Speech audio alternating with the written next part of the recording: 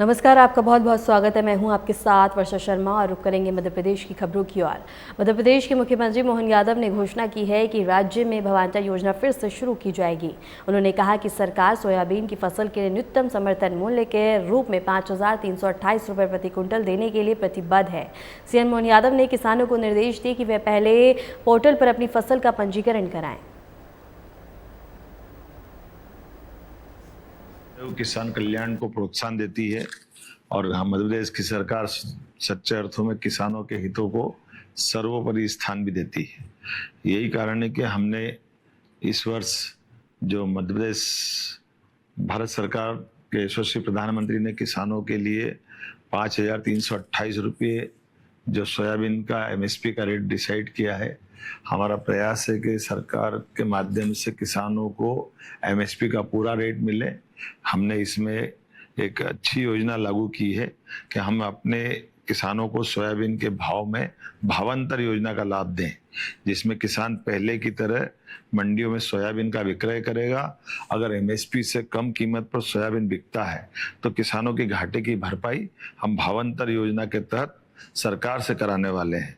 अर्थात जिस किसान का FAQ जिस प्रकार से होगा उसका विक्रय मूल्य और न्यूनतम समर्थन मूल्य के बीच की अंतर की राशि सरकार देगी। जहां अतिवृष्टि से, बाढ़ से, कई कारण से फसल का नुकसान हुआ, उनको राहत की राशि दी है।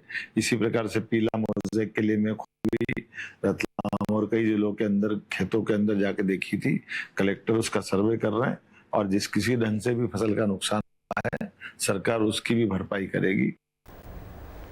मुख्यमंत्री मोहन यादव ने किसानों के लिए बड़ा आश्वासन दिया। उन्होंने कहा कि किसी भी प्राकृतिक आपदा से प्रभावित किसानों को पहले बाढ़ राहत राशि जारी की जा चुकी है और आगे भी किसान को नुकसान नहीं होने देंगे।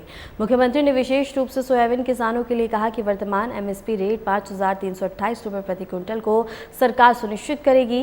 किसानों को अपने माल मंडियों में बेचने के बावजूद पंजीकरण कराना होगा, जिस आधार पर घटाई की राशि सरकार द्वारा पूरी की जाएगी।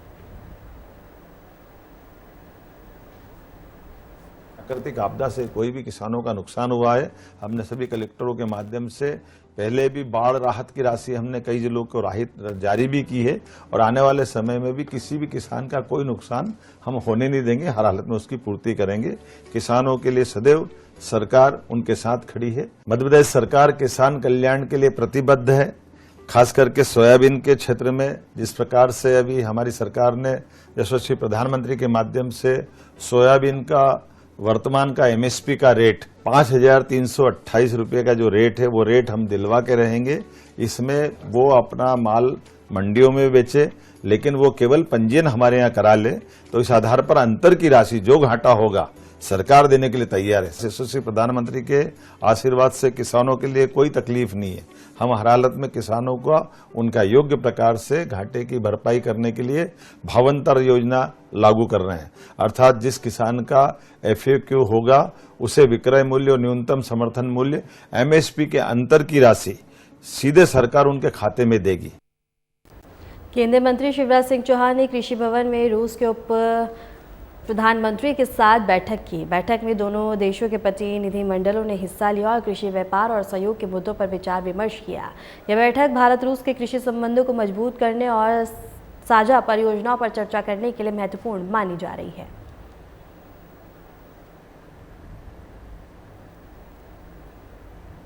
हमने ये भी चर्चा की है कि हमारे विद्यार्थी रूस अध्ययन करने जाएं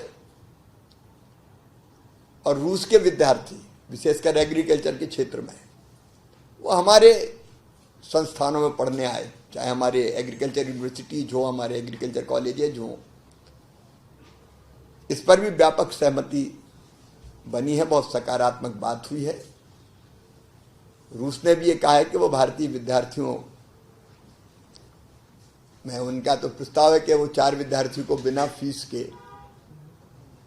वहाँ अध्ययन के लिए अलाउ करेंगे। और हमने भी कहा कि हम भी कई फेलोशिप देते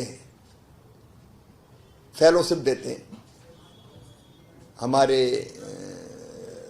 रूस के अगर विद्यार्थी आते हैं तो उसका लाभ विद्यार्थियों को मिलेगा। और छात्रों का और अकादमिक आदान प्रदान ये केवल शिक्षा का नहीं, ये सांस्कृतिक आदान प्रदान भी होगा। केंद्रीय मंत्री ज्योतिरादित्य सिंधिया ने बताया कि प्रधानमंत्री नरेंद्र मोदी कल 2 बड़ी पहलों का अनावरण करेंगे। इसमें 4G स्टैक शामिल है, जिसमें लगभग साइटों पर लागू किया जाएगा। यह नेटवर्क पूरी तरह से बता दें कि संचालित और आधारित है, जो भविष्य में आसानी से 5G में अपग्रेड किया जा सकेगा। इसके साथ ही डिजिटल भारत निधि के माध्यम से 100% 4G नेटवर्क का अनावरण होगा, जिससे लगभग 30,000 गाँव को जोड़ा गया है।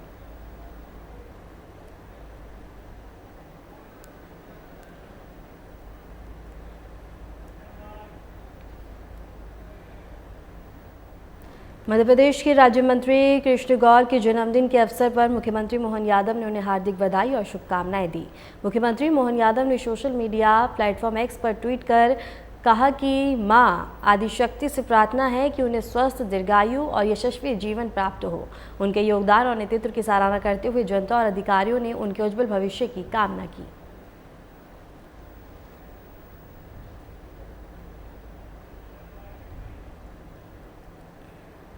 महान स्वतंत्रता संग्राम सेनानी और समाज सुधारक ईश्वर चंद्र विद्यासागर की जयंती पर मोहन यादव ने उन्हें सादर नमन किया।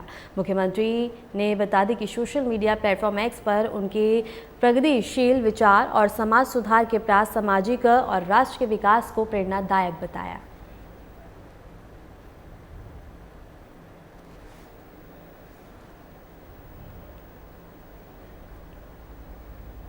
मध्य प्रदेश के बीजेपी प्रवक्ता दुर्गेश कासवानी ने आई लव महाकाल नारे पर कहा कि हम सनातनी हैं और अपने धर्म से प्रेम करते हैं। महादेव के प्रति यह प्रेम और आराधना का प्रतीक है। उन्होंने कहा कि मध्य प्रदेश का सौभाग्य है कि यहाँ 2 ज्योतिर्लिंग मौजूद हैं। इस अवसर पर उन्होंने संतों के साथ मिलकर आई लव महाकाल के नारे लगाए। और भोपाल से ही खबर है, जहां आई लव महाकाल का अभियान देखने को मिला, जहां बता दें कि नारे लगाए गए संतों के साथ मिलकर। इसके साथ ही उन्होंने कहा कि ये सौभाग्य की बात है कि मध्य प्रदेश में 2 ज्योतिर्लिंग हैं, और इसके साथ ही उन्होंने आई लव महाकाल के नारे लगाते हुए संतों के साथ नजर आए।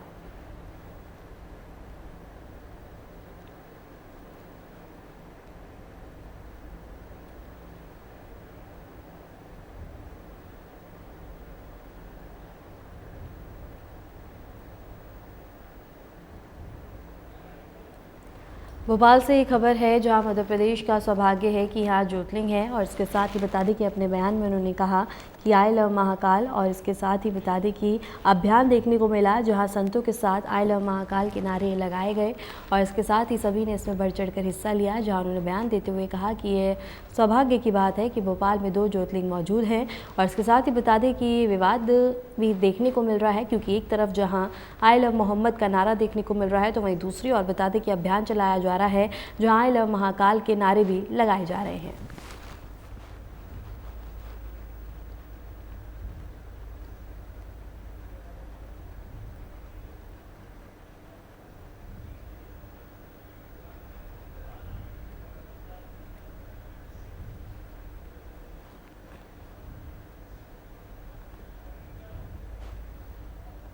और इसके साथ ही भोपाल से ये खबर हम आपको बता रहे हैं, जहां आई लव महाकाल के नारे लगाए गए, और इसके साथ ही अपने बयान में उन्होंने कहा कि ये काफ़ी सौभाग्य की बात है कि मध्य प्रदेश में 2 ज्योतिर्लिंग हैं, और संतों के साथ मिलकर उन्होंने आई लव महाकाल के नारे लगाए।